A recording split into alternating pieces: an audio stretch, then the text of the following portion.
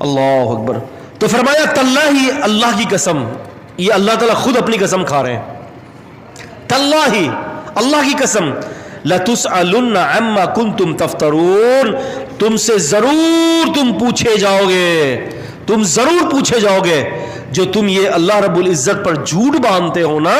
کہ اللہ رب العزت نے اپنا حصہ مقرر کر لیا ہے، اللہ نے اپنی بیٹیاں بنا لی ہیں، تو ضرور اللہ تعالیٰ تم سے پوچھے گا. کیا انہوں نے حرکت کی؟ بیٹیوں سے تو ویسے بھی ان کو چڑ تھی،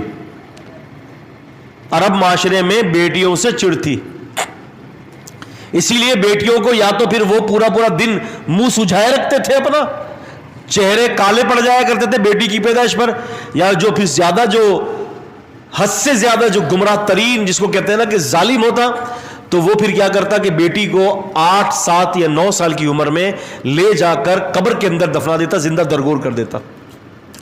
اس کا اشارہ اللہ تعالیٰ نے سورۃ تکویر میں فرمایا ہے.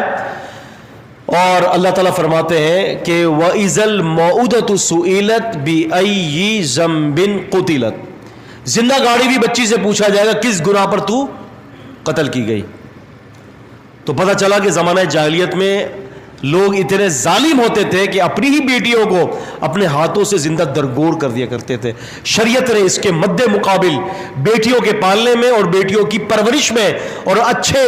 گھرانے میں ان کے نکاح کرنے پر اجر اور ثواب رکھا ہے کہ جس کی 2 بیٹیاں 3 بیٹیاں ہوں، اچھی پرورش کرے